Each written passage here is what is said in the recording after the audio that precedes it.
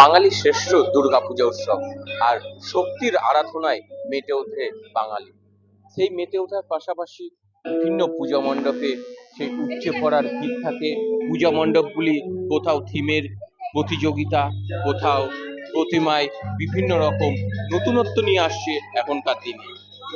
সেই জায়গায় মুর্শিদাবাদের একটি পূজা মণ্ডপ, যেটি বহরমপুরের কল্পনা মোড় সংলগ্ন এলাকা, সাধক নরেন্দ্র স্মৃতি দুর্গাপূজা কমিটি, তাদের এই বছরের এক প্রতিমায় নতুন জিনিস ফুটিয়ে তুলেছে। তা সেই অসুরকে, সমাজের বর্তমান অসুর মোহাম্মদ ইউনূস, তিনি হিন্দু সমাজের কাছে, বাংলাদেশের হিন্দু সমাজের কাছে অসুর রূপী আচরণ করে। যে বাংলাদেশে আজও দুর্গার প্রতিমা ভাঙা হয়েছে, যে বাংলাদেশে হিন্দুরা অত্যাচারিত, এবং ইউনূস অন্তর্বর্তীকালীন বাংলাদেশের প্রধান উপদেষ্টা হওয়ার পর থেকে হিন্দুদের উপর একাধিকবার আক্রান্তের ঘটনা ঘটেছে। হিন্দুরা আক্রান্ত হয়েছে, কেউ বা প্রাণ হারিয়েছে। অন্তর্বর্তীকালীন সরকারের উপদেষ্টার হওয়ার পর থেকে মোহাম্মদ ইউনূস, যিনি একটা সময় নোবেল পেয়েছিলেন, সেই নোবেল প্রাপক ইউনূস হিন্দুদের উপর আক্রমণ শানিয়েছে।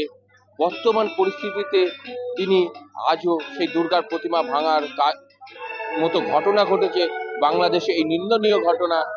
এবার সেই ইউনূসকে ভারতবর্ষে মুর্শিদাবাদে প্রতিমায় সেই অসুর রূপে তুলে ধরা হয়েছে।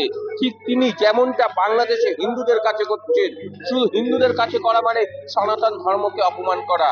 সেই সনাতন ধর্মকে অপমান করে এসেছেন, বিভিন্নভাবে করেছেন এবং ভারতীয়র কাছে শত্রু হয়ে উঠেছেন। সেই জায়গায় যারা প্রতিবেশী শত্রু, বিশ্বের মঞ্চে এই মোহাম্মদ ইউনূস ভারতকে বদনাম করার মতো কথা বলেছে, মিথ্যা কথা বলেছে ভারতকে নিয়ে বিশ্বের মঞ্চে। এই ইউনূস একজন মিথ্যাবাদী, একজন স্বৈরাচারী মনোভাবাপন্ন, এবং হাসিনা সরকারের পর থেকে যেভাবে সেখানে যুবদের একটা মিছিল প্রতিবাদের নামে তিনি অন্তর্বর্তীকালীন সরকারের উপদেষ্টা হয়েছেন, তিনি তারপর থেকে ভারতের বিরুদ্ধে যে আচরণ করেছেন, সেখানে অসুরের ন্যায় আচরণ করেছেন। এবার সেই রকমই ছবি ফুটিয়ে তোলা হয়েছে সাধক নরেন্দ্র স্মৃতি দুর্গাপূজার মণ্ডপে। সেখানে ইউনূসকে অসুরের ভূমিকায় দেখানো হয়েছে এবং দেবী দুর্গা, মা দুর্গা তিনি বধ করছেন।